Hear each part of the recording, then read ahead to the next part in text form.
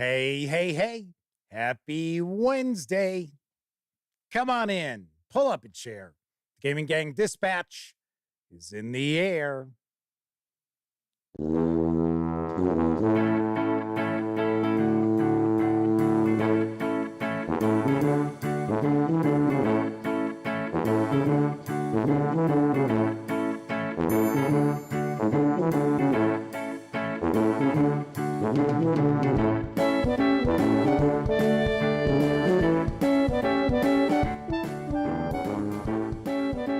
Howdy, gang, and welcome once again to the Duct Tape Studios.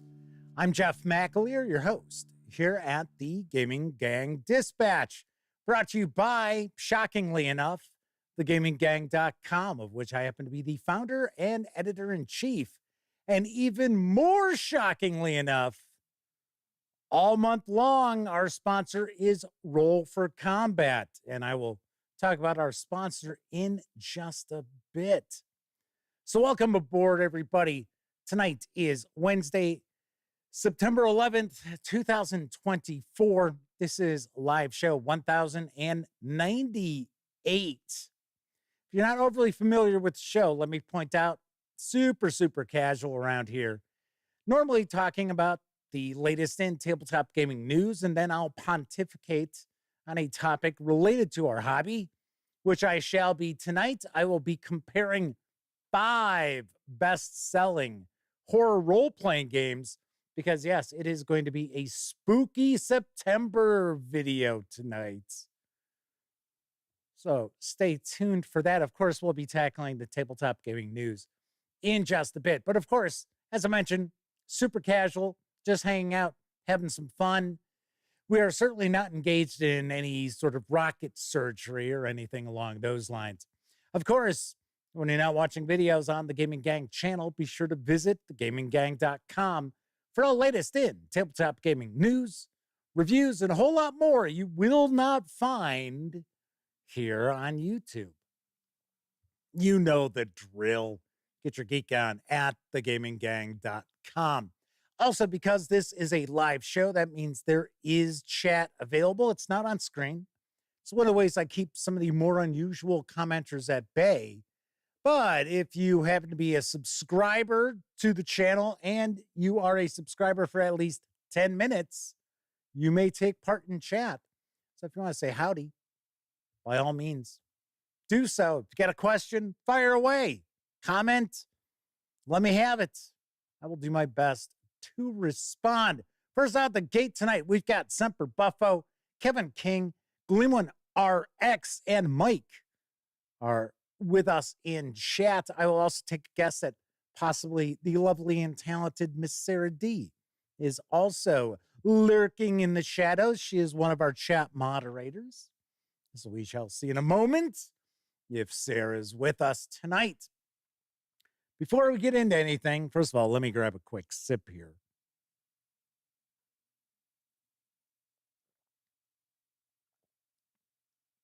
I have to mention, I am never a fan of doing a live show on September 11th. It's just an awful anniversary if, you happen to be an American or live in the United States. It's just not really a good day all around. But I do tend to do a live show on September 11th if it falls, on a Tuesday, Wednesday, or Thursday or before when I did more days of the week, just to kind of shake me out of the bad mood that I tend to find myself in on September 11th. So I wanted to mention that, just kind of get that out of the way, because I don't want people thinking, oh, well, what's with Jeff Hall? He's all funny and goofy, and doesn't he realize it's September 11th? Yes, I do realize that. And yes, it is, like I said, not a great anniversary here in the United States. All right, and Sarah D is with us tonight with her glittery banhammer. John Muscola is also popping on into chat saying, God bless America. Yes, I will say that I know a lot of people like to post, oh, never forget, and things like that, as if anyone could, right? But I think it's also important when we talk about never forgetting that day, and I remember exactly what was going on September 11th, 2001, when I lived out in Arizona. I remember it vividly. But I think it's also important for us to not forget that we can't approach the Middle East the same way we had for decades. That, there were reasons why these people hated us. So there is that. Not saying that they had, any right or cause to do what they did. But as I have heard people say, it's important to understand, why do these people hate us? So there is that. Kevin King says all 4 of their kids are too young to remember. Sarah D says they know someone whose birthday is today definitely brings the mood down a little. That I could also see. Yes, that would probably not work all that well. All right. Anyway, did want to mention that. So let's move on. Let's talk about this month's sponsor. That's right, because the Gaming Gang Dispatch is sponsored by Roll for Combat all month long, even into next month. They are our sponsor. And I'm going to talk a little bit here about the Battlezoo Bestiary Elemental Storm. That is their current Kickstarter. It funded in, 10 minutes or so. So it is rocking and rolling over there on Kickstarter.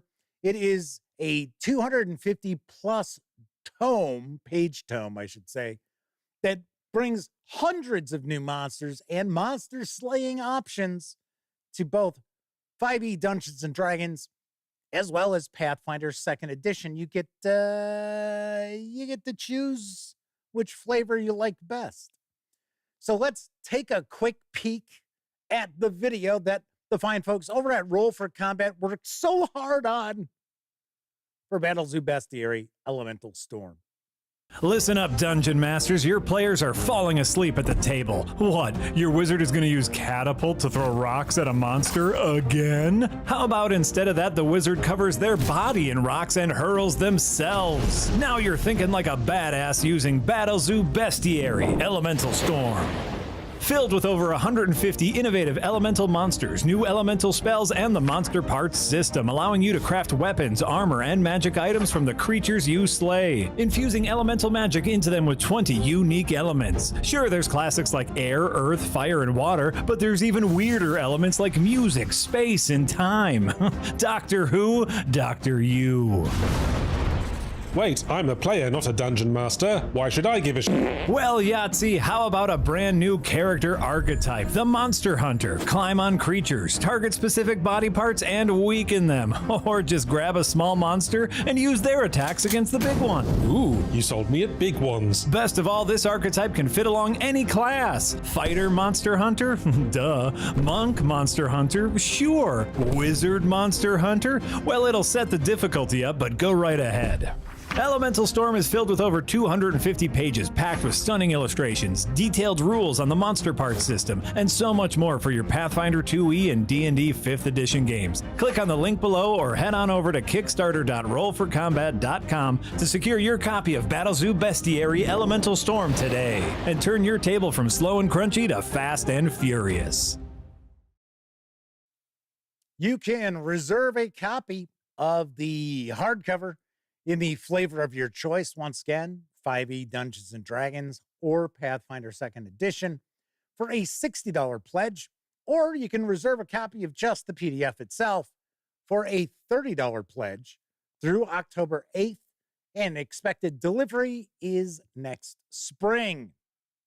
Very nice, very nice. In fact, Say, I noticed Stephen from Roll for Combat pops into chat right about this time, although he's like, what a transition. It's kind of like, okay, so do I not mention that it's September 11th, or do I not mention our sponsor? Sort of like, gotta do both, you know? Anyway. But Steven pops in to make sure that I do not share anything inside this book. You notice that? He'll pop in, he'll say something right around that sponsorship part, and he's quiet the rest of the show. He probably just leaves. Probably just goes and he's like, yeah, I'm just making sure that Jeff's not sharing anything that's in that book. I bet you that's it. W. Forge, Kathy Evans, we love tabletop role-playing games, and James Eck are popping on into chat. Welcome, everybody. Welcome aboard. So, Stephen points out, the Mimic is on its way. Very nice. Very nice. There was it the Creature book? Was that the Kickstarter that you did, the Mimic? It's like a dice tray, or not dice tray, like a dice case that's got, it's the shape of a mimic. It looked very cool. Reality is, it's going to go up behind me on the shelf so people will get to see it all the time. So, of course, Stephen was kind enough to send that along. So very nice. Very nice. Kevin King says maybe when Jeff sells books again, he can accidentally slip that one in. Stephen says, yes, it was the Creature book, which you'll get a chance to take a look at, everybody, because I have got the Eldamon book and I've got the Creatures book. So stay tuned. You might be wondering what happened with videos over the weekend, right? I played it up last Thursday. I said, there's going to be so many videos. You'll be so tired of videos from the gaming gang. And then there were two. And that is because I spent the whole weekend working on the furnace. And I believe we're going to have to get a new furnace. Yeah. Coco B is with us. Says, speaking of Battle Zoo, it's their parents' 59th anniversary today. Celebrations must wait until after the dispatch, of course. You don't have to do that. My goodness. Well, a very happy anniversary to your parents. 59 years. Holy jamoly. Some people I couldn't spend 59 minutes with, let alone 59 years. All right, let's move on into the news tonight, because arriving in stores next week from Osprey Games is Undaunted 2020. No, I should say it's 2200, not 2200. Yes, Jeff, speak English, please. Callisto, and here's what I know. The award-winning Undaunted series takes to the stars. Build your decks, ready your mechs, and battle for dominance over the bleak, resource-rich moon of Callisto. Jovian moon base, Callisto, 2200 CE. Tensions have arisen between the conglomerate of Earth's leading corporations that funded the base and the mining collective tasked with operating it. Protests have erupted, strikes have been called, and contracts broken. Private security forces have been hired, industrial mining vehicles repurposed for combat, and long disused military mechs reawoken. The battle for Callisto is about to begin. It's time to choose your side. Undaunted 2200 Callisto is a standalone game in the Undaunted series, adapting the core gameplay of previous games to a new science fiction setting. Play across stunningly illustrated map boards in 2-player, 4-player, and solo game modes.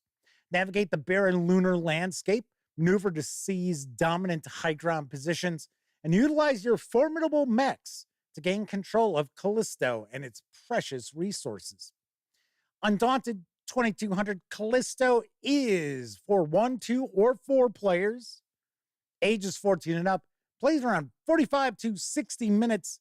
It's going to carry an MSRP of $85 when it lands in stores next week.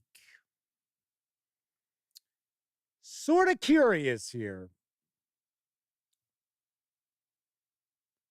Is it me, or does $85 seem a bit high because granted, I mean, it's Undaunted, and in the World War II Undaunted releases, at least the one I got to play that I reviewed, it was really good. We enjoyed it, but I don't know when we see what's in this box. I don't know. I do not know. I did reach out to Osprey Games to see if I could do a review of this. Who knows?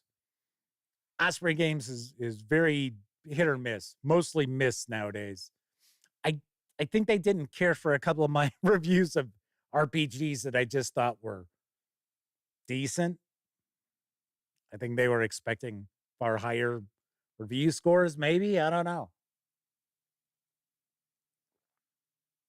Testy Trekkie says, coming from a country that doesn't use furnaces, is a replacement expensive? And as Kevin King points out, yes, it can be several $1,000s. And of course, our furnace is like hooked up to the air conditioning unit that's outside. And that's going to be a pain in the ass. We'll see. We'll see what happens. Kevin R. Smith is with us in chat. Welcome aboard. Let's move on to our next news piece, because there's a new bundle of holding which is launched, and it features the Root role-playing game from Magpie Games. And I've got the deets on the deal. Vagabond. We've resurrected our July 2023 Root bundle featuring Root, the role-playing game, the tabletop game of woodland adventure and mischief from Magpie Games. As the Erie dynasties wage war against the invading Marquis de Cat and the Woodland Alliance rebels against both, animals in clearings across a deep forest seek help from you, the outsiders and outcasts, criminals and ideologues, exiles and mercenaries. You'll fight for one of many sides, braving dangers no one else will face and walking the line between banditry and heroism. As you change the course of the war, you'll reshape the woodland and maybe at last find your place in it. This revived July 2023 offer is to promote the new Magpie Games Kickstarter for Root, the role-playing game Ruins and Rolls. Launching yesterday, this campaign funds the newest Root expansion, you guessed it, Ruins and Expeditions, along with new faction inclusion dice from Fanroll. Ruins and Expeditions lets your vagabonds discover new ruins, delve deep into the dark, and uncover priceless relics and treasures. Uncover the history of the ancients and forgotten legacies of the woodland factions. Is this a sell sheet for the bundle, or is this a sell sheet for the Kickstarter? Seems like they're a little more concerned with that. Anyway, let's get back into this bundle because it's based on the best-selling Root board game from Litter Games. Root, the role-playing game, adapts the Apocalypse engine rules to let you create stories of animal courage, a la Redwall, Watership Down, and Mouse Guard. This revived 2023 Root bundle once again brings you PDFs of the Root role-playing line for an unbeatable bargain price. For just $14.95, you'll get all three titles in the Root collection. It has a retail value of $55 as DRM-free PDFs, including the complete Root the role-playing game core rulebook, the rules expansion, Travelers and Outsiders, and the clearing booklet. As a convenience, the 4 different quick start play sets are also included. There is the generalized Root quick start and 3 location-specific sets, Bertram's Cove, Pleniki Glade, and Talon Hill. Now, these savings will run through September 25th, and 10% of your payment after gateway fees will be donated to Direct Relief. I have not taken a peek at this role-playing game.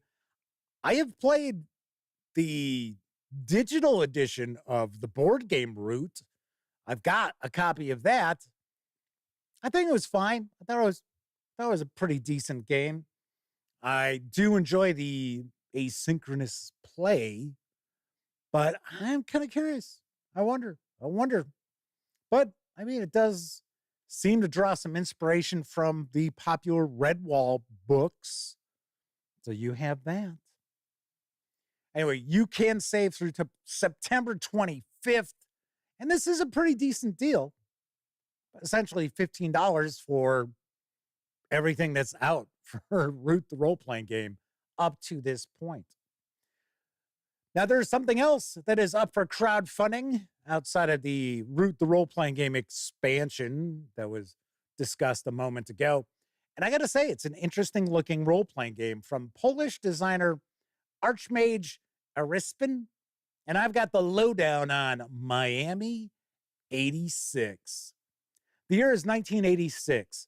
You and your friends are fresh faces on the electrifying streets of Miami, a city pulsing with danger and opportunity. Your dreams are as bold as the neon lights, but the path to the top is paved with peril. In this high-stakes game, you'll navigate a world of ruthless kingpins and cutthroat deals where every decision could make you a legend or a casualty. It's time to rise, take your shot, and either seize the throne or fall in the attempt. The city is yours to conquer. Miami 86 is a rules-light, action-packed role-playing game designed for 2 to 6 players or more with solo play options. Immerse yourself in the quintessential 1980s Miami ambiance, inspired by iconic classics like the film Scarface, the TV series Miami Vice, and the video game Grand Theft Auto Vice City. That was a classic. The game emphasizes minimal rules and fast-paced action, featuring a core mechanic reminiscent of Into the Odd and Cairn. Character generation is quick and random, allowing you to dive straight on into the action. For game masters, there are tools to randomly generate adventures, ensuring fresh and exciting gameplay every time. This book includes detailed descriptions of fictional places and non-player characters in Miami and beyond, including far-off locations like Colombia. Additionally, it offers an introductory adventure to get you started immediately. This is available over on GameFound. The project is over 500% funded. You can reserve a copy of the box set for a pledge of approximately $54. The 80-plus page A5 size hardcover is available separately. You can snag that for a pledge of approximately $21, or score just the PDF for a pledge of approximately $10 through September 19th. Expected delivery is next February. It has caught my eye. It certainly did. There you go. Kevin King just stole my thunder.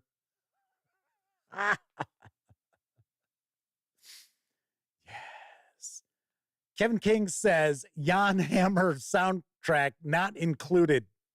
See, and I was going to say, all I got to do is go bust out your cassettes of the Miami Vice soundtrack, put on Crockett's theme, you're good to rock and roll. Tessie Trekkie says, Grand Theft Auto Vice City, the role-playing game. Yeah, actually, you know, that was a really good Grand Theft Auto. It really was. And that was back when they used to get Hollywood stars to do the vocal performances for video games, something that you don't see much of anymore. And that was kind of a powerhouse, cast for Vice City. I gotta say, I enjoyed the hell out of that game. I really did. So yes, as soon as I saw this, I thought, hey, you know what? This looks pretty cool. I should point out that they are mentioning that this is for mature gamers. So it is for ages 18 and up. Gleeman RX just said they went to the website just now, and it says you have to be 18 or older to view it.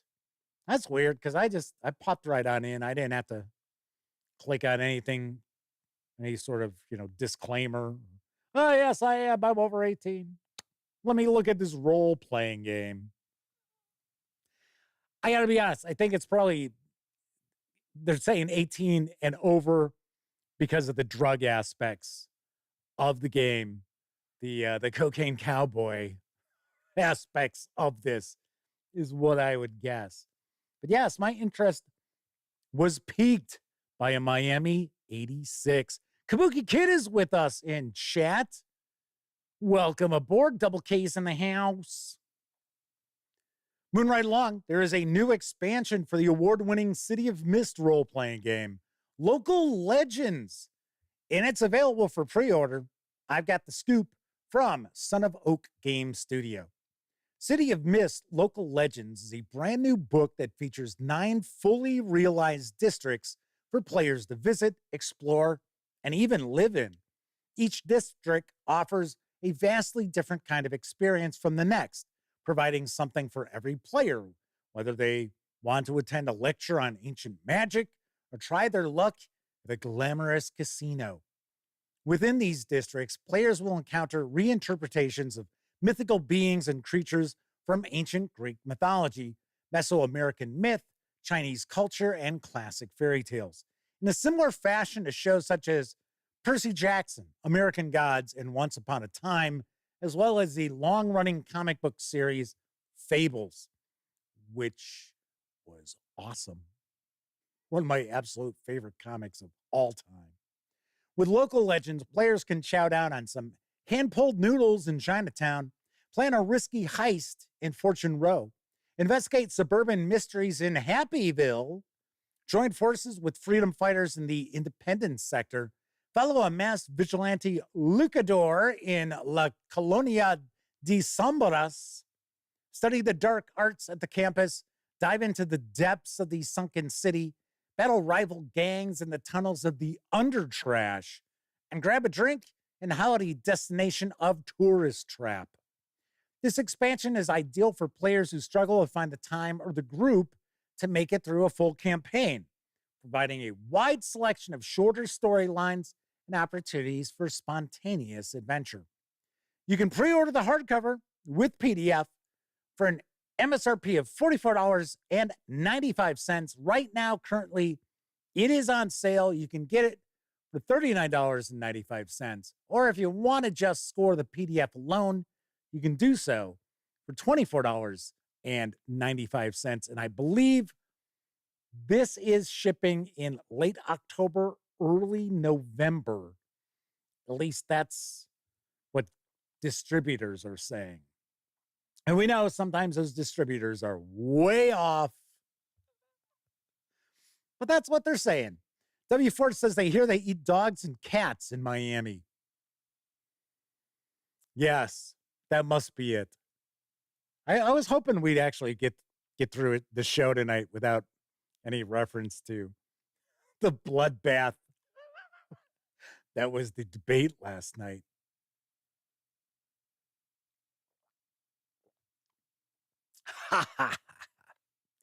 Yes. They're eating the dogs. It's like, what the fuck? Yeah, nicely done. Nicely done. Hey, all right. I know you guys. No politics. Anywho, Sons of Oak Game Studio has reached out. We might actually share some reviews of some City of Mist stuff. I reviewed the core book. If I remember correctly, it was the core book and the MC guide that I did reviews of quite a few years ago. So we'll see. We'll find out what happens. But this is on the horizon, Local Legends. All right, our final news piece, now available in print, and PDF, is Sister Hang the DJ from Severed Books and Exalted Funeral. Here's the skinny. What the hell is SISTR? Sister, Starborn Invasion System Turret Regenerator, is a mini boss that you can drop into any cyborg setting and cause nearly limitless havoc. Half operating manual, half setting. The first half of the book has cyborg stats for Sister's main body, the big black cube, and its 5 turrets, smaller cubes. If you want to adapt Sister to your own campaign or setting, you can have it mangling people in minutes. As far as the setting goes, famous DJ Ronnie Fisher's live I should say live-in sound studio / office has been invaded by Sister for reasons unknown to the half-dead staff. Service droids dance, sparking and smoking by themselves. On top of its many attacks, Sister has turned itself into a towering mixtape of terror, deploying deafening LRADs, streams of molten vinyl records, and bowel-emptying bass. Music is the prevailing theme here. The victim of this scenario is a famous DJ named Ronnie Fisher, a heavily augmented digital musician who jacks into custom equipment and can sample millions of individuals' thoughts and desires, turning those emotions into music. Although he still looks human, much of his neurology is made of cutting-edge tech. Fans jack into his network and receive customized versions of his famous tracks. Fans are referred to as Ronnies. Sister has been drawn to Ronnie after listening to just one song. It cannot help itself and wants to physically absorb Ronnie and his staggeringly immense library of fans' longings. For pacing and tension, you can decide how fast Sister reaches Ronnie and devours him. Or maybe you want your players to have a fighting chance at saving this poor DJ. The 80-plus page hardcover carries an MSRP of $35 over at Exalted Funeral. Or you can grab the 96-page PDF.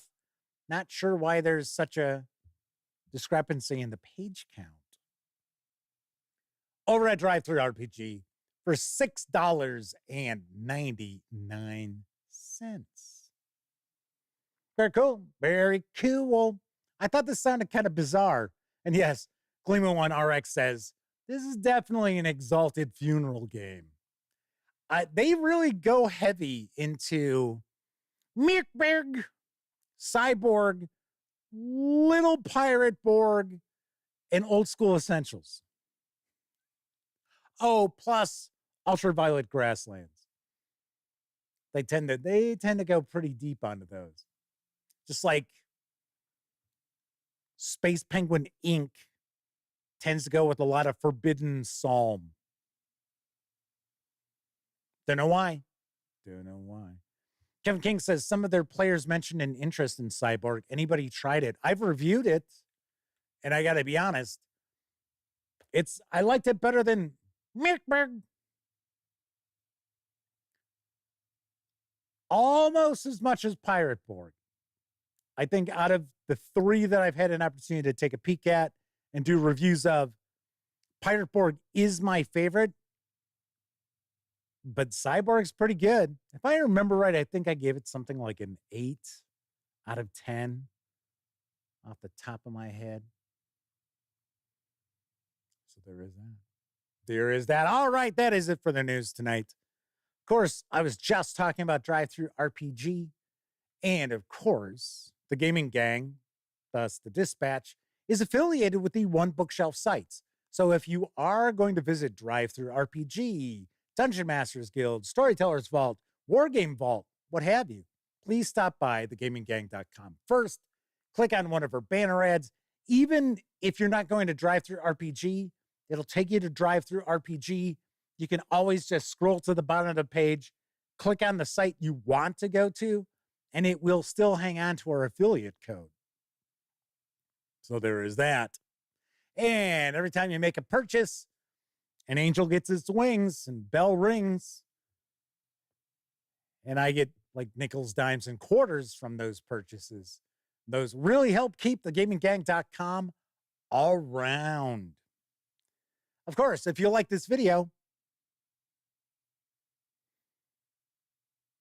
if you like the video, if you dig the channel, if you find thegaminggang.com to be a valuable resource, hell, if you just like what we do, then by all means, please swing on over to paypal.me/thegaminggang and make a small donation. Hell, you can buy me a 2-liter bottle of soda.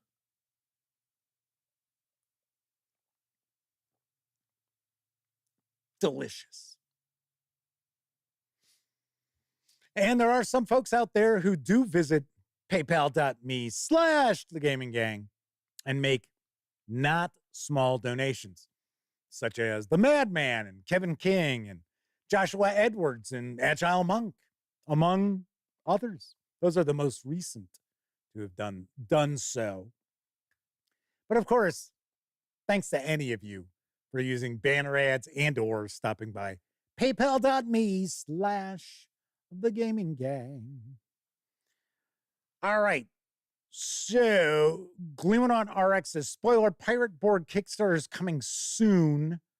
Free pirate coin for early backers. Yeah, I knew about that, but it's still off a bit. I don't tend to talk about Kickstarters until they launch. And as I pointed out previously, reason why I do that is because if I do a news piece on the show and then I do a news piece the next morning on the website prior to Kickstarter, like 2 weeks before it starts, nobody's going to remember it because it'll get buried under all the other news. So I like to either tell you about a Kickstarter when it launches, or what I really prefer to do is give it a couple of days, see how it does. Because, at least in my opinion, doing a headline on a Kickstarter on the website saying XYZ game shatters its funding goal in 3 minutes is a bit more punchy than XYZ game launches on Kickstarter.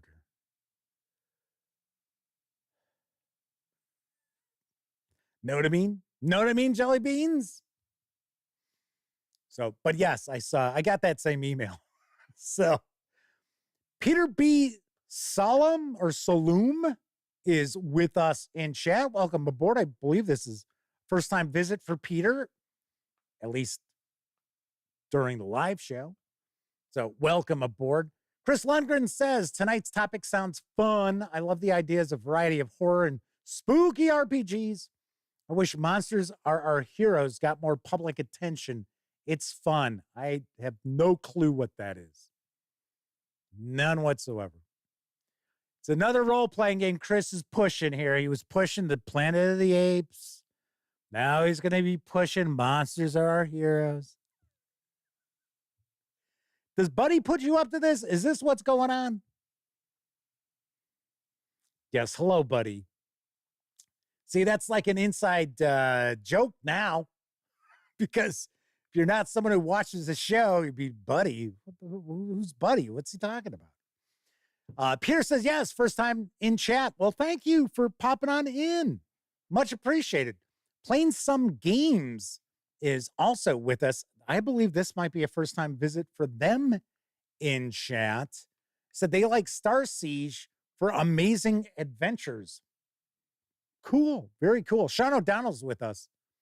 Says, that doesn't make much sense to me, but then you are very small on my screen. Yeah.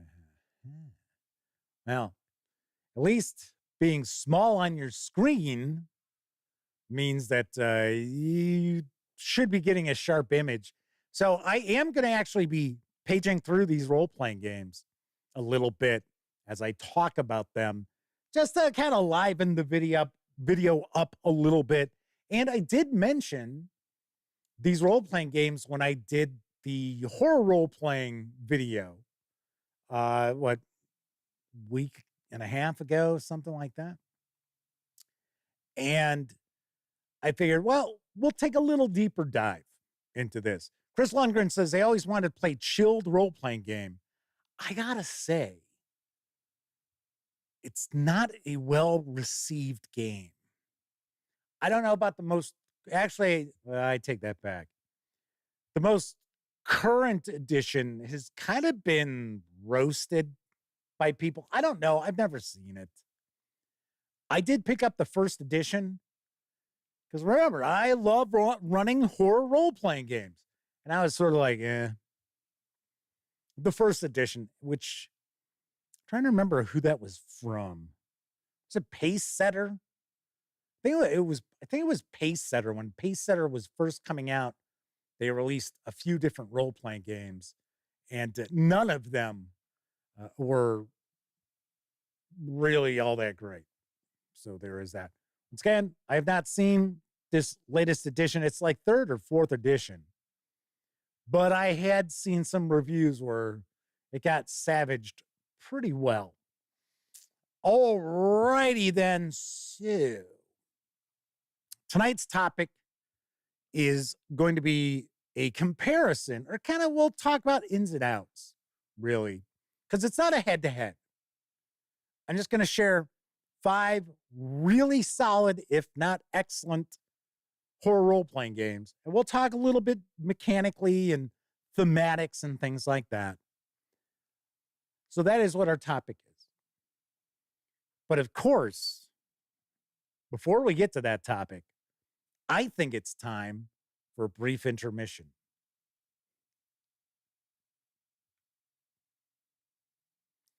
After you see the little paypal.me/the gaming gang. It's intermission time, folks. Time out for a delicious snack in our sparkling refreshment building. Every item a fresh, appetizing taste treat. A cup of whipped hot chocolate tastes great right now. Carnation's Cocoa Supreme, the delicious hot chocolate drink with the light, delicate flavor you like. Wouldn't a good hot cup taste good right now? Ask for a cup of whipped hot chocolate at our snack bar. All right, company, halt! All right, men, throw out those old cream jars. Let's get rid of every last one of them. See here, you can't do that. All right, men, don't forget the ones on the top shelf. Let's be thorough. You're wrecking my store. I'm gonna call a cop. Splendid, splendid. All right, boys, take away the old cream. Step right up, ladies. Sample the taste sensation of the 60s. Completely changed, absolutely different, all new Preem. New Preem is so different, so delicious, that we're throwing away all the old Preem. Oh, miss, are you old enough to drink coffee? Taste new Preem. Notice it's full, rich, fresh flavor. It's better than cream. Delicious! That's him, officer. Come on, buddy, you're under arrest. Why, Phil! How are you, pal? Glad to see you here. Try this coffee with new cream. Delicious! See? All right, boys, bring it in. Daily up, hey up! Why are we climbing this tree? For Wilkins coffee. I don't want any. It's autumn and the nuts are beginning to fall.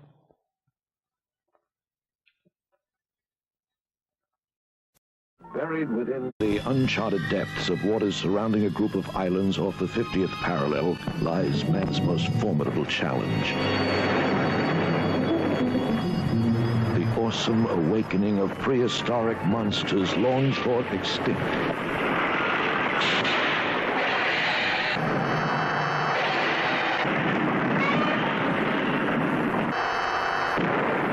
Savage and deadly, their one hope is to rule our planet as they once had thousands of years back. Giant against giant. The ultimate battle. Godzilla versus Megalon. Science was baffled and powerless.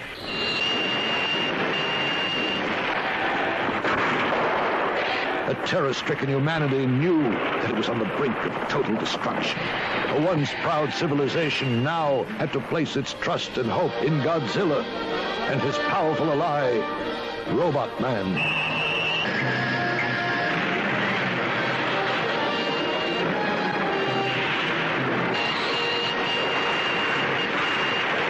In concert, they would fight this evil in a duel to the death. Battling by day, battling by night.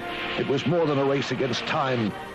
This war was an all-out effort whose ultimate purpose was to save our planet from total destruction. Now came the moment of truth. The ultimate battle.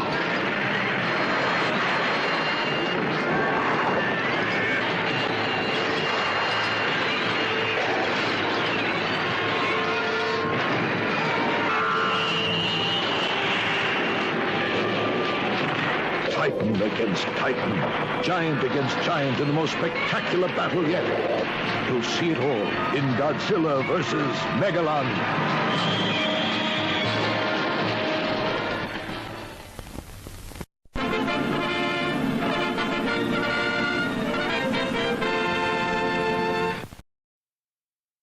ladies and gentlemen, boys and girls, the absolute worst Godzilla film ever made.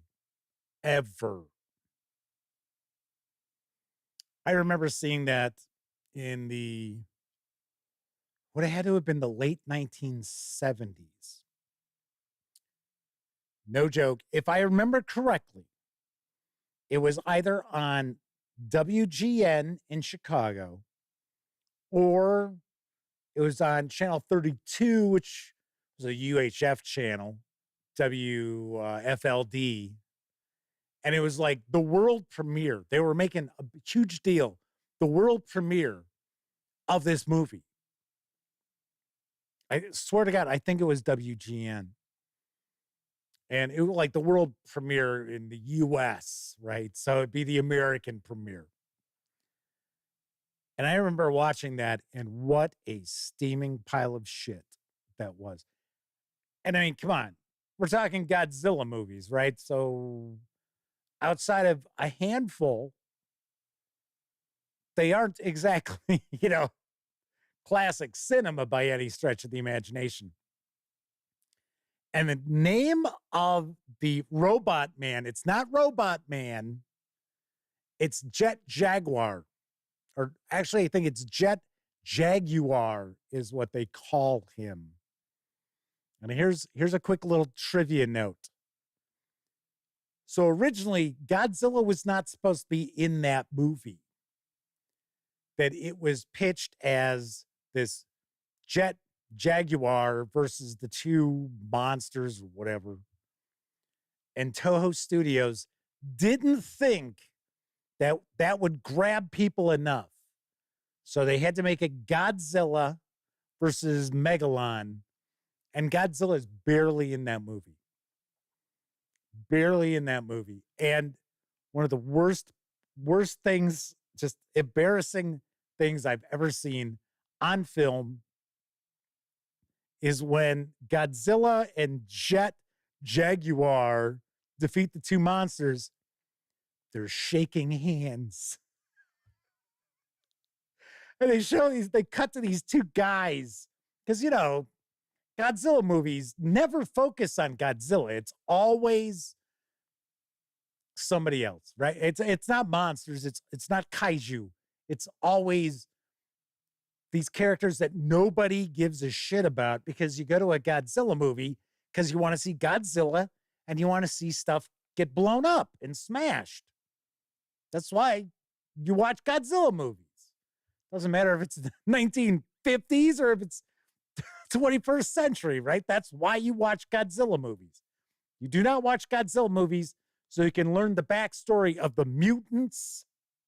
It's like X-Men meet Godzilla. Or the Japanese have invented this freeze ray in this flying car. It's like, what? I was like, my God. So Stephen from Roll for Combat says, I love that movie. I watched it in college all the time. Uh-huh. Oh, man, come on. Let's watch a little Godzilla versus Megalon. I see how you are, Steven. I see. Yeah. Glenn RX says, shaking hands. Bet you can see Godzilla's wristwatch in that scene. So it's like a two-hander from Jet Jaguar, right? And he's like, oh. And Godzilla keeps like opening his mouth and being like, ah, ah, ah, ah. I bet you can find it online. I bet you can find that on YouTube. Godzilla Jet Jaguar or Jaguar. It's not Jaguar. Handshake. I bet you can find it. It's probably like, I don't know, minute, 30 seconds in length. Yeah. All right. Yes. But yeah, I've seen every Godzilla movie except for Shin Godzilla. I have seen all actually the Godzilla movies from like late 90s into 2000, they weren't bad. They're okay. Roll for Combat says, you forgot to mention the song at the end. Forgot to? No, I didn't forget to. I got to be honest. The first time I saw that movie, like I said, was late 70s. That's the only time I've seen that movie because it scarred me as a child. I never got over that. Kabuki Kid says, yep, found the clip in about 5 seconds. What the hell is going on? It's embarrassing. It's embarrassing for Godzilla. Godzilla! All right. Anyway, enough of those random musings there. So tonight, I am going to kind of dive on in and we'll talk about the ins and outs of 5 horror role-playing games, 5 best-selling horror role-playing games. Because it's spooky September. Why wait until October, right? I talked about this before. To talk about, horror role-playing games and adventures and stuff like that. And people are like, wow, yeah, that sounds really good. I'd like to get that. And by the time you order it and it arrives, Halloween's over. So it's like, okay. Now, granted, it doesn't have to be Halloween for me to run a horror role-playing game. But some people kind of are like, yeah, I wouldn't mind doing a one-shot for, Halloween or our 2 sessions that we get together for leading up to Halloween. So why not? Why not? Playing some games says $5 foot long. They must be getting hit with a commercial. Yeah. Kabuki Kid liked that clip of Godzilla and Jaguar. Nice. All right. Anyway. First off, these are in they're in alphabetical order. So it's not like, oh, I'm saving the best for last or anything like that, right? What RX says, Robo, it's Jet, man. It's not Robot Man. That's bullshit. That's just the Americanization of it. So yes, the Badger's with us in chat and says, I just know Palladium's Beyond the Supernatural made the list. Oh, yeah. You must be smoking the same stuff that Steven from Roll for Combat was in college while he watched Godzilla versus Megalon repeatedly. There you go. So I made Kabuki Kid smile. There you go. That's it. That's all I need to do. That's it. I'm wrapping up the show. I'm not even going to do the topic. Just trying to share some joy with the world out there. All right. First off, we're going to take a look at Achtung Cthulhu 2D20.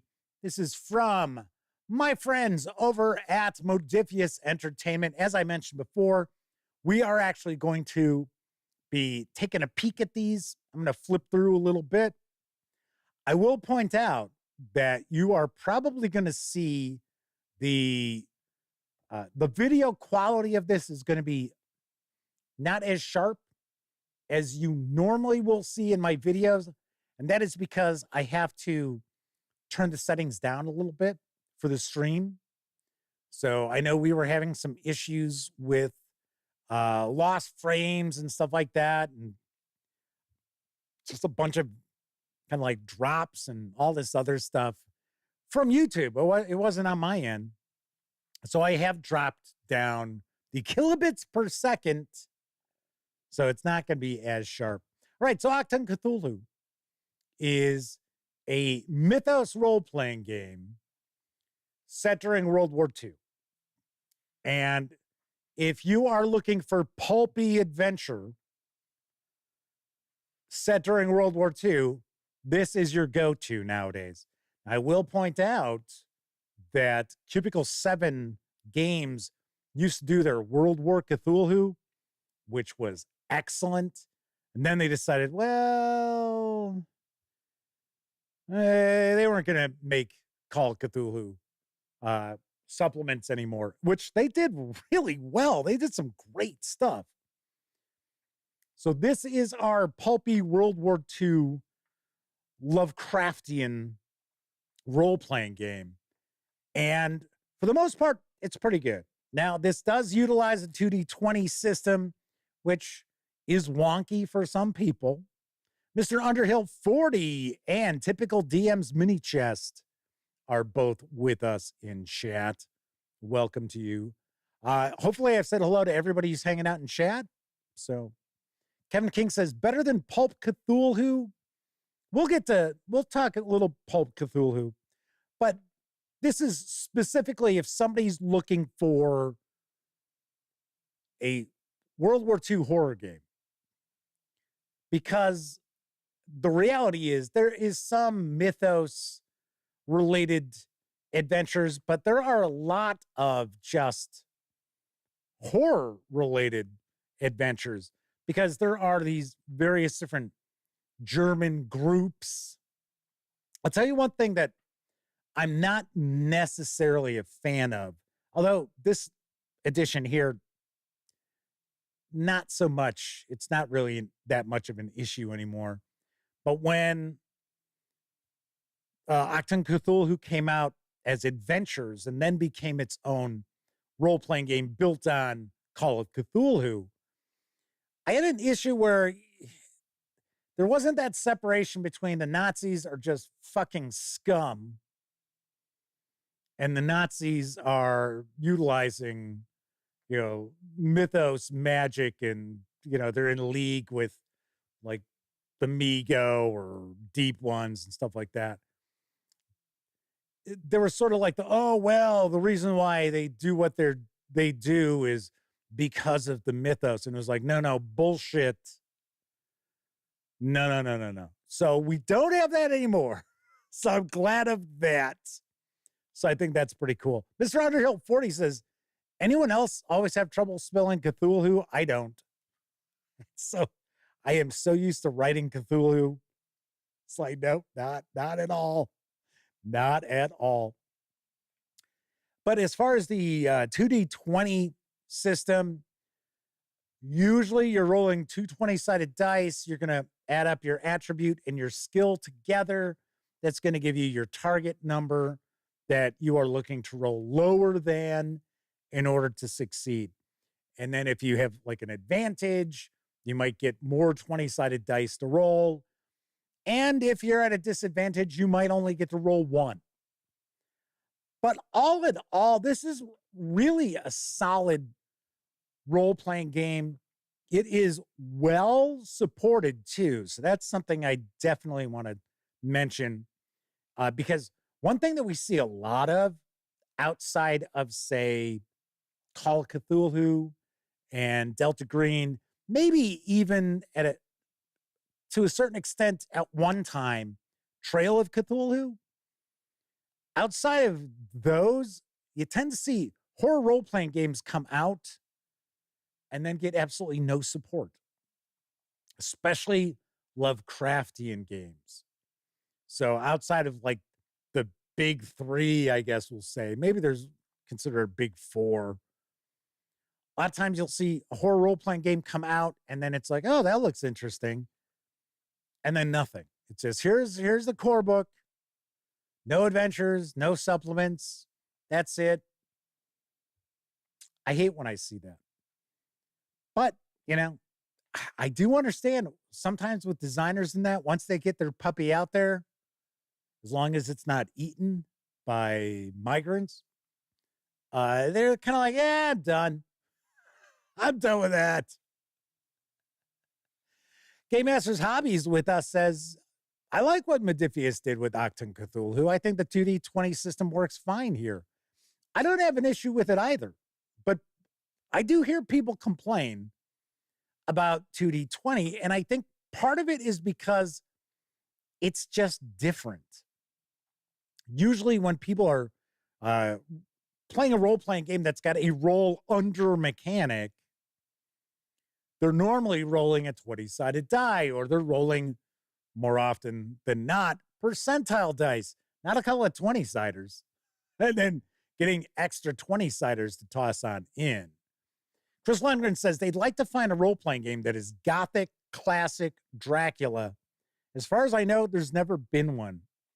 Well, funny enough, I had been going back and forth. I had mentioned this on the show, that I had been going back and forth with Pelgrane Press because Pelgrane Press is planning on doing a second edition of Trail of Cthulhu, and they were gonna kickstart it. And I even went over and I interviewed Graham Ryder Hanrahan. Jeez. And we talked about not only the Moria book from Free League Publishing, but we also talked about the Borellus connection, which is from Pelgrane Press, and it's for the Fall of Delta Green. And I thought, oh, hey, we're going to actually kind of get something going with Pelgrane. Nothing. So I was kind of ticked off because it was sort of like, they had actually set up an interview with Ken Height and somebody else. And then I showed up and Ken was like, no, I have to be at I think he was doing a panel. And then the other person wasn't even there. And I was kind of like, okay. So I was hoping to maybe get some, coverage of Night's Black Agents out there, because I've heard good things about that. And the reason why I mention this is because Chris Lundgren said, I wish there was a role-playing game that's just classic Dracula. Well, there is a Dracula role-playing campaign. It is not Gothic, but I have heard really good things about, and it's the Dracula Dossier. It is for Night's Black Agents from Pelgrane Press. It's not a traditional campaign per se. So it's very sandboxy, I believe. So Tessie Trike says, Jeff, is that a political reference in my gaming stream? SJW, burn the witch.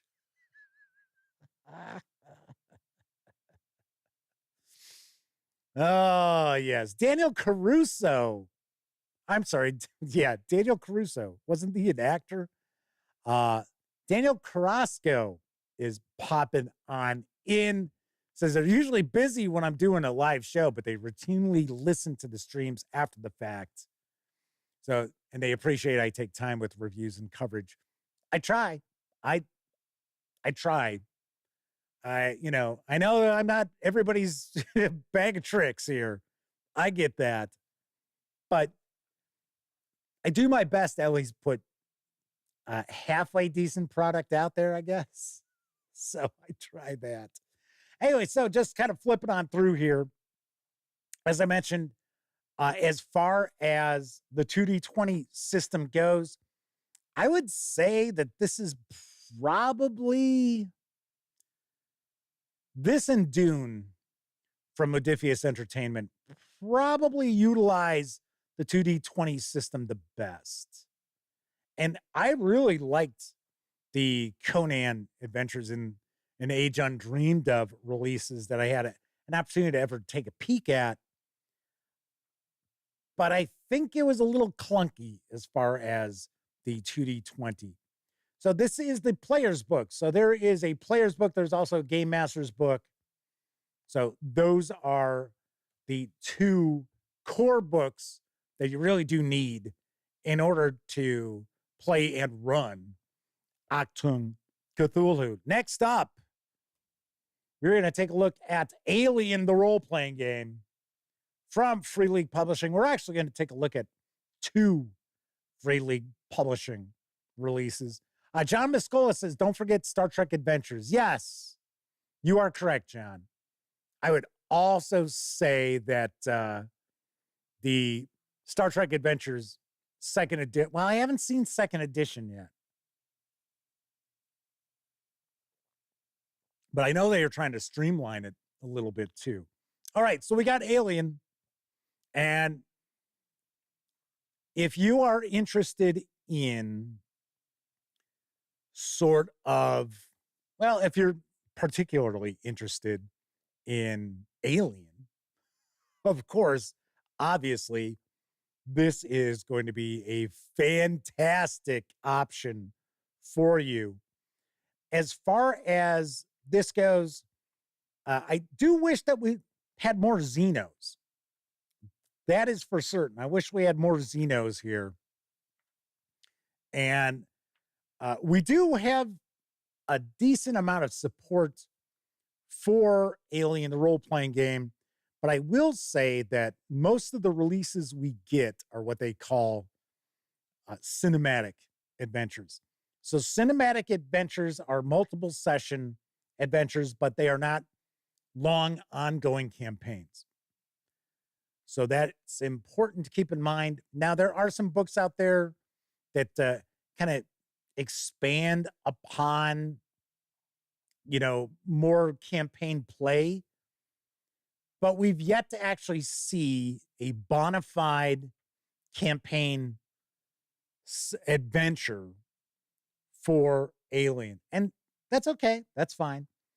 But as I was saying, if you are interested in sort of a survival horror, this works really nicely. There is a stress mechanic that's very well done on this.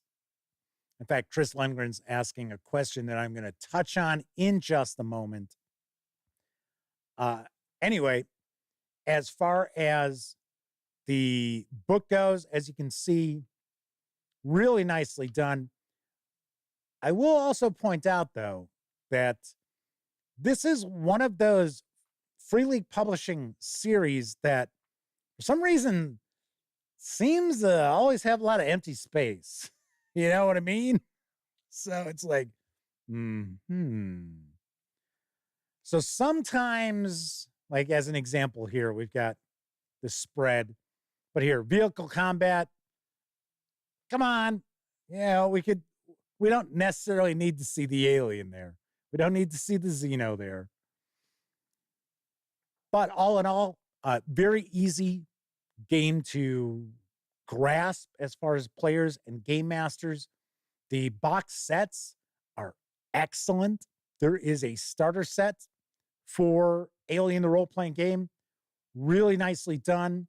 We have some boxed adventures, which, if I think about it, now if I remember right, I don't know. I'm trying to remember if I've seen, oh yeah, that's right. I have seen the third. It's just not in a box. The first two came boxed, and then the third chapter, the final chapter, is just a hardcover book. And that kind of ties together as a campaign,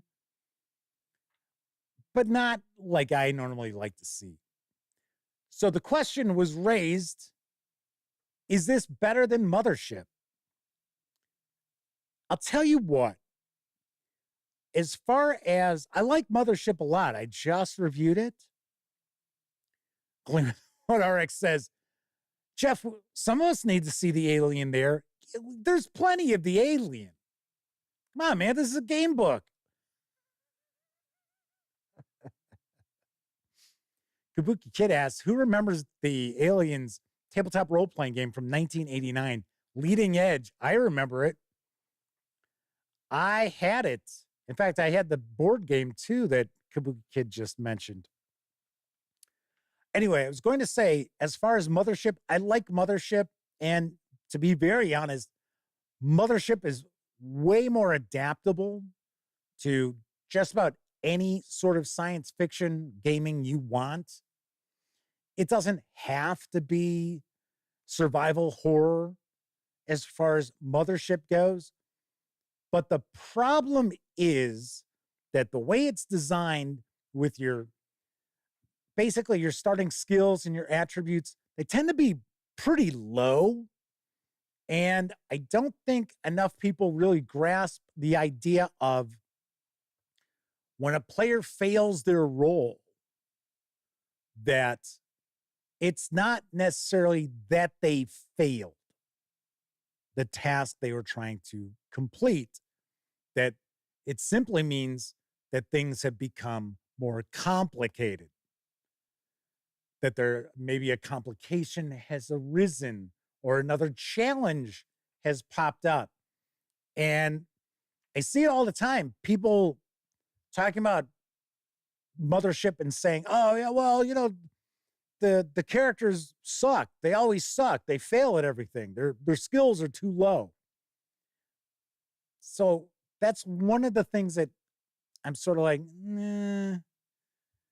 If you're not going to run it correctly, you're not going to play it correctly, then you're not going to have an easy time with Mothership. I think Alien is just easier to grasp. And the boxed adventures that they've got are excellent with handouts and cards with the NPCs and the player characters on them, and just really well presented, really nicely done. This is not necessarily rules light, but this is certainly not a crunchy role-playing game at all. And the reality is, because it's not crunchy, because it is relatively rules light, it is also fairly easy for you to just kind of port over other kind of science fiction adventures to this, as long as the adventures would be focused on like colonial marines or exploration or terraforming planets, colonizing planets, things like that. As you can see, really nicely done. It's Free League Publishing. It's what we've come to expect from Free League Publishing releases. Usually really, really nicely done. All right, so that is Alien, the role-playing game. Mr. Underhill 40 says they heard the Colonial Marine supplement is good too. It is. All right, we're going to talk about the horror role-playing game that I turn to, and I have turned to for over 40 years. That's right, Call of Cthulhu. Now, this is also a game that you need 2 books. So, Alien, the role-playing game, core rulebook, you're good to go. And maybe an adventure. Pick up an adventure, right? And then Achtung Cthulhu, you need 2 books. Same situation with Call of Cthulhu. So we got the Investigator Handbook. We also have the Keeper Guide, because the Keeper is the game master. That's just simply what they're known as. Flaming Heron says, oh, look, it's Call of Cthulhu. Definitely not in order. No, it's in alphabetical order, which I had pointed out earlier. So, yes, that's the order that these are in, alphabetical. Gleam1 RX asks, does addition matter with Call of Cthulhu? Yes, and in some ways, no. So I will say yes because of the presentation. So the 7th edition of Call of Cthulhu, all full color artwork throughout, really nicely laid out. As you can see, just kind of flipping through real quick there. Earlier editions are, yes, Flaming Heron's like, I'm joking. Heard it earlier. I know, I'm just busting your chops, Flaming Heron. Anyway, it's all black and white. Just, it's kind of funny because up to this point, we used to joke about it all the time that Chaosium role-playing games, the Call of Cthulhu always had the same font. Always. So, W4 Jazz, will Chill be next? No, it will not. We talked about Chill a few moments ago. But as far as the artwork, all line art and stuff, which is fine, don't get me wrong, and the adventures and everything are great. Just presentation is a little creaky with the earlier editions. But as Kabuki Kid points out, edition really matters less in Call of Cthulhu than in a lot of tabletop role-playing games. And the reasoning behind that is mechanically, the game has not changed radically, especially for the first 6 editions. The more radical changes were in the 7th edition, where we now take skills, and we have like, because this is a percentile dice, this is a D100 role-playing game. Roll low, roll under your skill in order to succeed. And now, rather than the keeper adding or subtracting to the base skill roll for difficulty, if something was, more difficult, it's going to be -20 to the skill. Now we divide. And I don't really like that. I've pointed that out time and time again. I really ignore that. I still run Call of Cthulhu for the most part, like I have previous editions. So if somebody has a skill of 60 and I think something's going to be far more difficult than average, then I will do a -20. If I think something's going to be easy, I will give a +10 to their skill. And of course, if they roll 5% or less of their skill, then it's kind of a critical success, right? So there is that. Now, of course, this is the original Lovecraftian role-playing game, and this is my go-to horror role-playing game. I absolutely love Call of Cthulhu. I've been running Call of Cthulhu for over 4 decades, and it just scratches my itch. It really does. And it is not a role-playing game that you have to run Mythos adventures. You can easily run non-horror adventures with Call of Cthulhu. It's built upon the basic role-playing system from Chaosium Inc. And, a lot of times, there were times that I would run an adventure that had absolutely no supernatural aspects to it. Now, granted, that would only be an adventure taking, a couple of sessions, maybe. And pretty much, I would, it would usually be gangsters or something like that. Or, I'd have a MacGuffin in it or red herring, and easily ran adventures that way too. So, of course, as I mentioned, this is the first of the Lovecraftian, and in my opinion, the absolute best of the Lovecraftian role-playing games. I don't know if this is the first horror role-playing game there was. I kind of have the feeling it is. I don't remember anything before 1981 that was like focused on horror. Something else I've always really enjoyed about Call of Cthulhu is how intertwined with real history this is. And that the authors and creators who have worked on Call of Cthulhu through the years, as well as, creating adventures and things like that, they have really strived to make this not necessarily historically accurate, because of course it's a role-playing game. It's a horror role-playing game. We don't really have deep ones. There really aren't Mego, right? I don't think there are.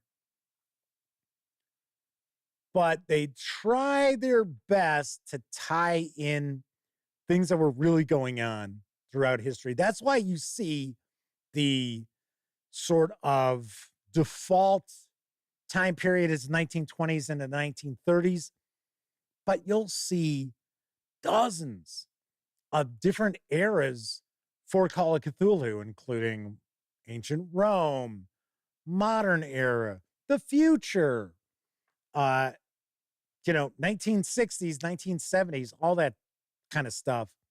Really, really nice.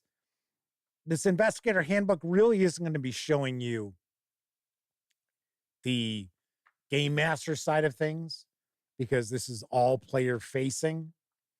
But you've got your rules in here so that the players can understand how to play. And I got to say, I just absolutely love Call of Cthulhu. That is our traditional 1920s era character sheet. And then the modern character sheet, which I got to be honest, I don't really care for that character sheet. All right, so that is Call of Cthulhu. W. Ford says maybe the Walking Dead role-playing game will be last. It will not, because the reality is I did not like the Walking Dead role-playing game.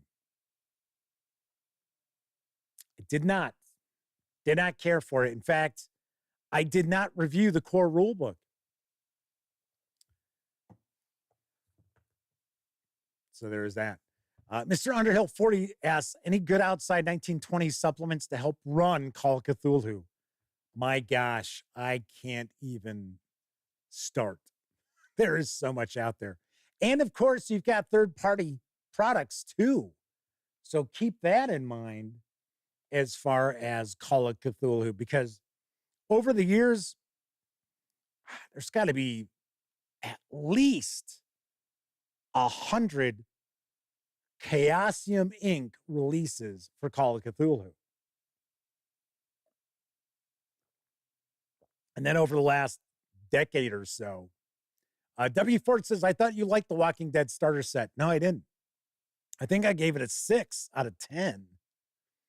I mean, it was all right, but no, I thought the adventures sucked. So anyway, Delta Green.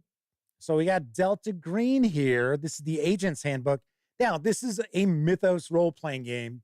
It is a essentially modern era, even though we do have things which you could be running stuff during the 1980s, 1990s, or you can use this to run modern day adventures as well.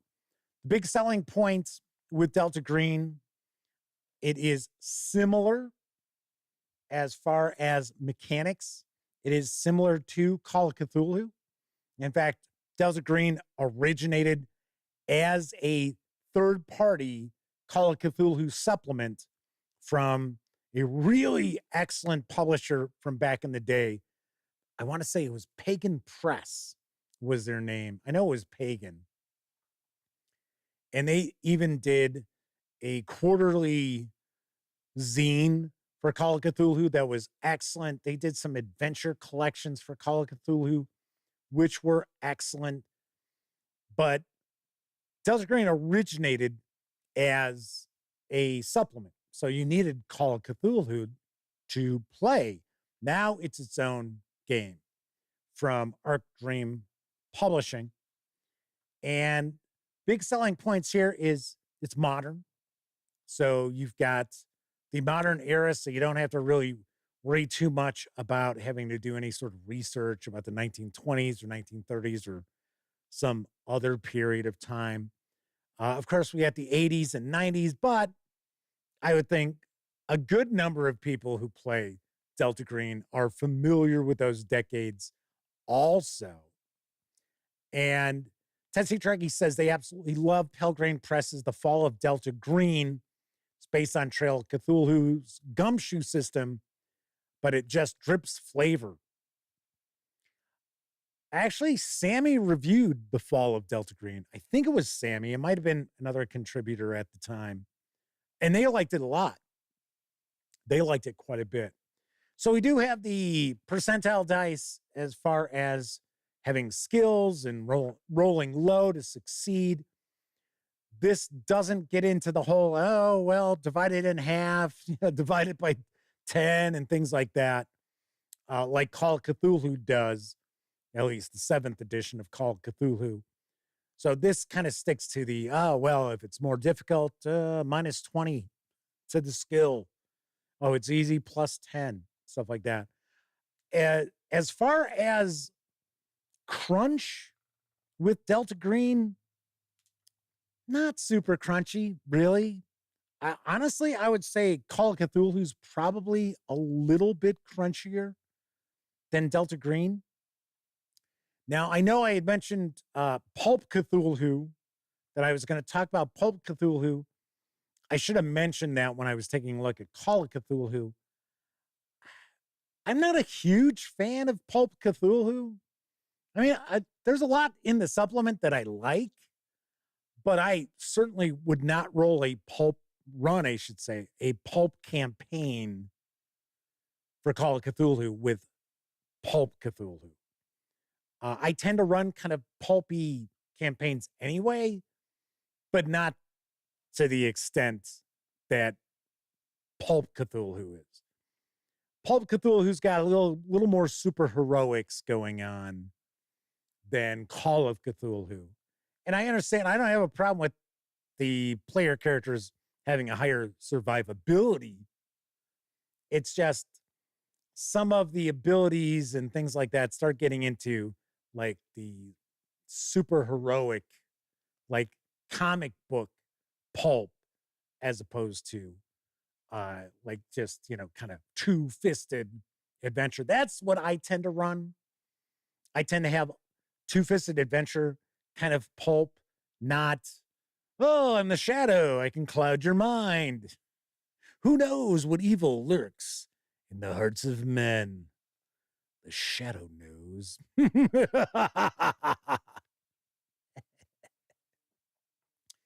Anyway, selling points for Delta Green is if you are looking for an R-rated X-Files, this is certainly what you would be turning to. And the adventures that I have reviewed for Delta Green have been really good. And I'll be the first to point out, this is not a role-playing game for everybody.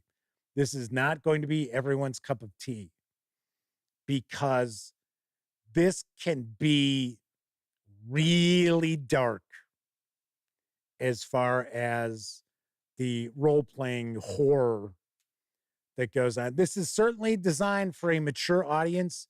There is absolutely no doubt about it. But all in all, this is a really well-received role-playing game. This has been out for quite some time. This is the latest edition I'm flipping on through. But yes, if you are looking for something where the player characters belong to a shadowy governmental agency that doesn't really exist, it's not really on the books, this is going to be something for you to check out. But yeah, like I said, just really excellent presentation. You could take Delta Green and port it over to Call of Cthulhu relatively easily. And the information that's in here about the various different organizations and factions and things like that are really well done. But I'm going to say one more time, this is not for the teenagers out there. No way. Chris Lundgren asks, wasn't there once a Buffy the Vampire Slayer role-playing game? Yes. Yes, there was. I've never seen it because I am not a Buffy the Vampire fan. Never watched it. But yes, as W. Ford says, by Eden Studios, and Mr. Underhill 40 says that they heard it was good. I heard it was pretty good too. So yes, our final role-playing game we're going to take a look at is Vaesen from Free League Publishing. And out of the role-playing games that we've taken a peek at here, this is going to be the most rules light of the bunch. This is very easy to get players involved in and takes 5 minutes to learn how to play. This does utilize the essentially the Year Zero engine from Free League Publishing. So as far as looking at here, let's give you a closer look here as far as the rules here.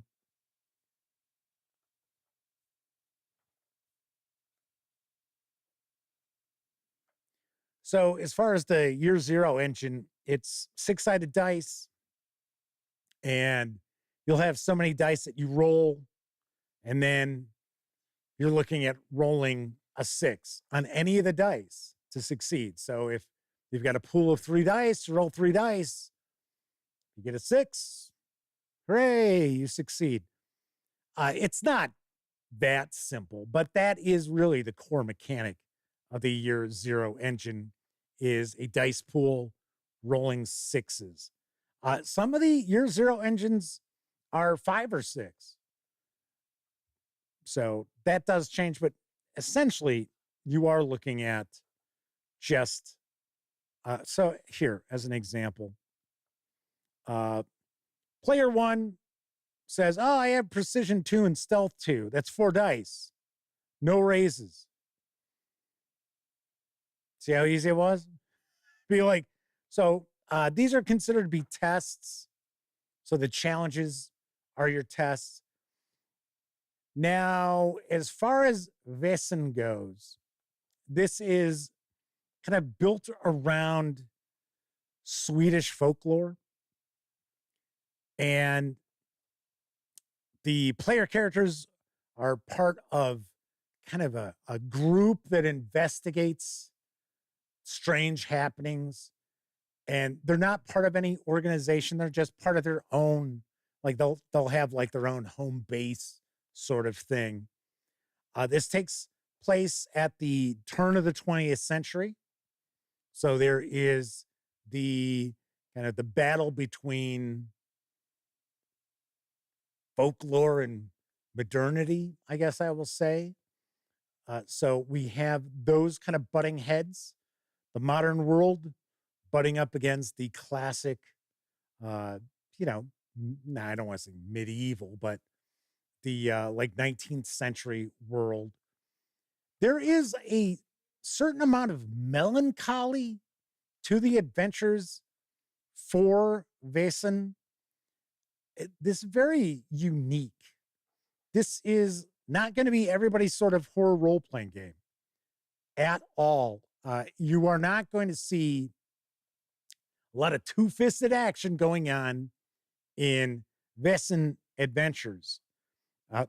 It does take place, don't get me wrong. It's not all investigative, but this does have a far more, I guess I would say, cerebral approach to the adventures. You're all, like I said, you're looking at like a lot of folkloric creatures and entities that you'll encounter. I like this a lot. I think this is an excellent role-playing game. And the adventures that have been published, there are 2 adventure collections that have 4 adventures each. And then there is the Saga of the Lost Mountain, if I remember correctly. I think that's the title of it. That is, I think it was 5 adventures, and they do tie together into a campaign. And those are all really well done. As far as the 2 adventure collections, there are really no tie-ins to make them campaigns. It is a little bit along the lines of a turn of the 20th century sort of monster of the week. Semper Buffo says cerebral is the key word for Vaesen. Yeah, I mean, honestly, but then again, you know what? This is also a role-playing game that I would probably only recommend for mature players. And when you know me, when I say mature, I'm not saying, well, you got to be 30 years old. I'm just saying this isn't the sort of game that you're going to run with the 13 and 14-year-olds in your family. At least if you're running adventures that are published by Free League or third parties, because there's like and I've talked about this before, there's an underlying sense of loneliness and loss and tragedy. Normally with the adventures, there's some sort of tragedy which has set things in motion. And personally, I really like that. that. I think that's really cool. Would this replace Call of Cthulhu? No. And not for me, it wouldn't.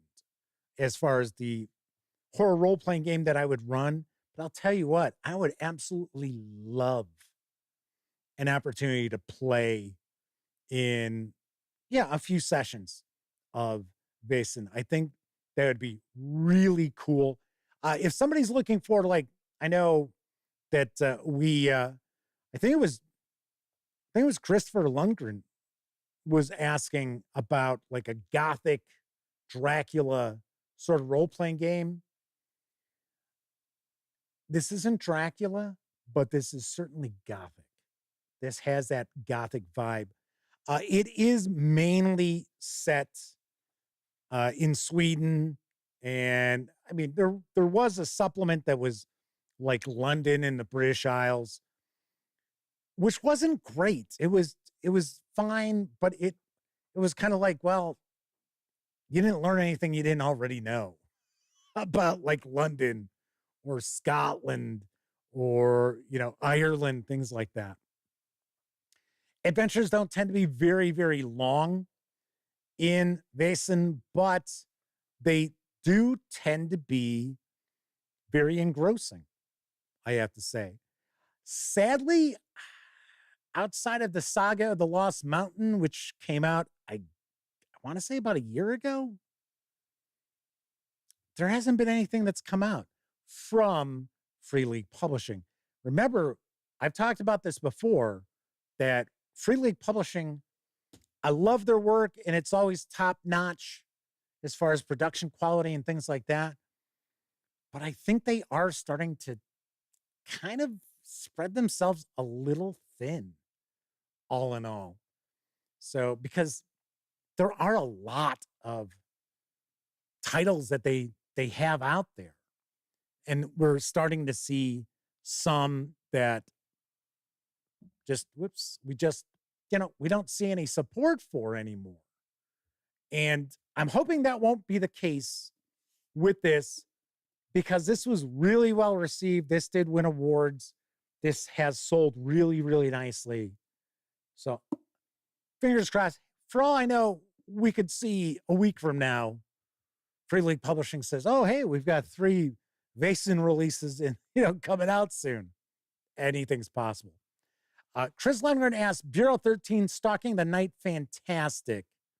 TriTrack produces some of their favorite role-playing games that gamers have never heard of. I had heard of Bureau 13. I know nothing about it. Kevin R. Smith says, in other words, mature equals for adults, not teenage edgelords. Yeah, I would say that's about right. Semper Buffo says that they're actually in a campaign of Vaesen right now. Game Master's Hobby says Guillermo del Toro should make movies about it. He would be a director you would look for at that. I really do think so. Mr. Underhill 40 says World War Z, the role-playing game next. I don't think there is a World War Z role-playing game. That was a really good audiobook. The unabridged edition of it was really good. Really liked that quite a bit. I actually met Max Brooks and chatted with him at a comic convention where the people had absolutely no idea who he was. Like, oh, well, okay. All righty. So there are 5 horror role-playing games. Talked a little bit about, kind of give you some highlights of my thoughts about them as well, and who they might be best suited for. Of course, obviously, there are other horror role-playing games that are out there. W. Ford says, Shiver is a new contender in the horror role-playing game landscape. I have reviewed the core book. It was fine. I am not necessarily kind of into the slasher type horror films or anything like that. Although that wasn't its main focus. There was a bit of focus on the slasher kind of storylines. I just didn't care for it that much mechanically. As W Forge points out, it uses special dice. Yes.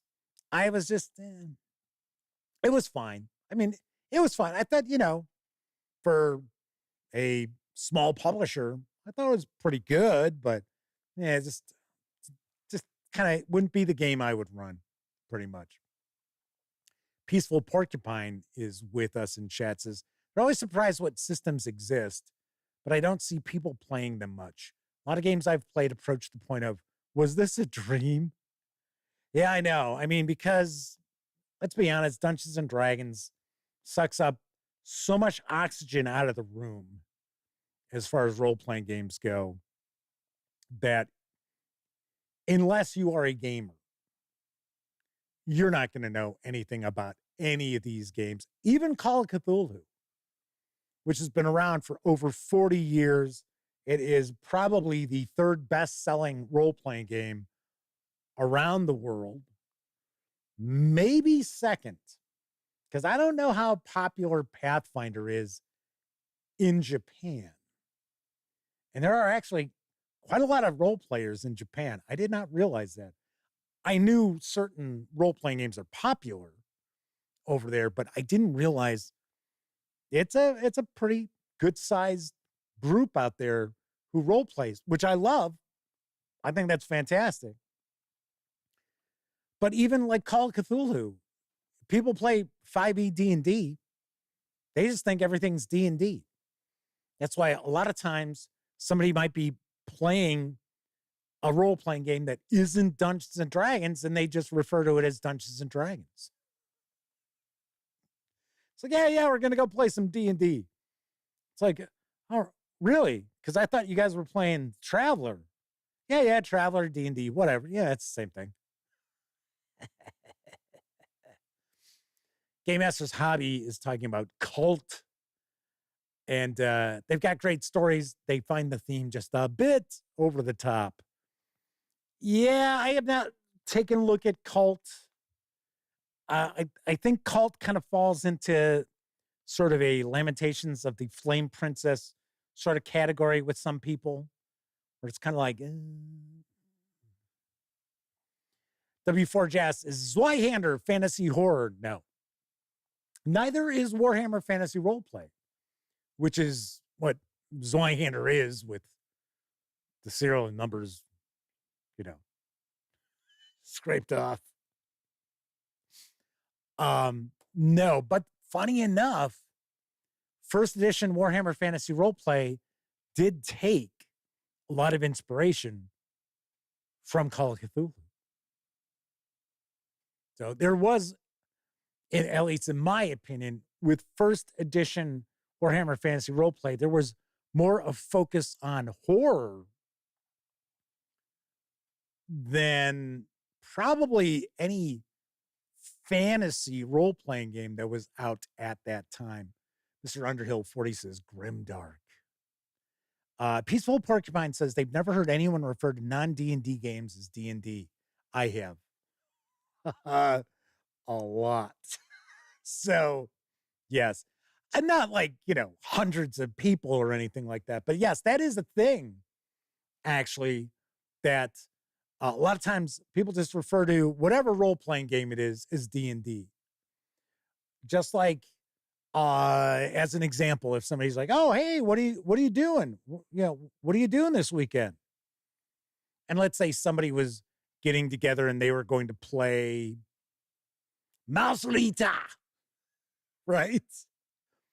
They're not going to say that. They're just going to go, we're playing Dungeons and Dragons. Oh, okay. Because people know what it is. Oh, yeah, okay. All right. All right, that is it for this time out. Tomorrow night's topic, I don't know. I'm kind of maybe leaning towards just telling some role-playing game stories.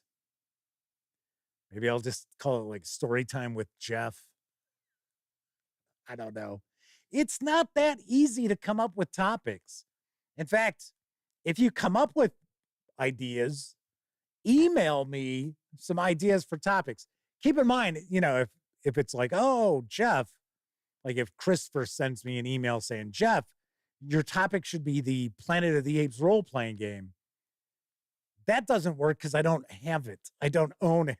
So I can't do anything about it. So anyway, just saying, it's not easy to come up with 3 topics a week and not like sit there and just recycle stuff constantly. Anyway, if you were watching live, thank you very much. If you're watching live and took part in chat, a bigger thank you, because not only are you keeping me company, you're keeping each other company as well. But of course, I know a lot of folks out there, they don't have an opportunity to watch live. Doesn't matter if you're watching live or on Memorex. Thank you very much for taking time out to watch any of the videos here on the Gaming Gang channel. And of course, I'm going to be back tomorrow. If you like the video, please give it a quick thumbs up. Subscribe to the Gaming Gang channel if you haven't already. And if you do subscribe, don't forget, ring that bell. It'll not only let you know when the Dispatch streams live Tuesday, Wednesday, and Thursday evenings right here on YouTube at 7 p.m. Central. It'll also inform you when I share other videos, such as some of my upcoming coverage of Troll Lord Games releases, which I would have shot over the weekend that passed if I wasn't working on the goddamn furnace. I promise I'm gonna get some of that out this week. Yes, that was so much fun. And then have your 88-year-old father hanging over your shoulder as you're trying to get things done. Such a good time. And people wonder why I've had heart problems.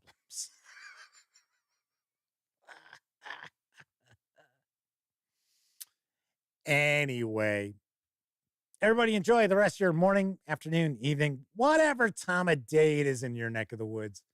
Once again, I'm Jeff McLear, and until I see you next time, I certainly hope all of you always get to enjoy plenty of great gaming with your gang.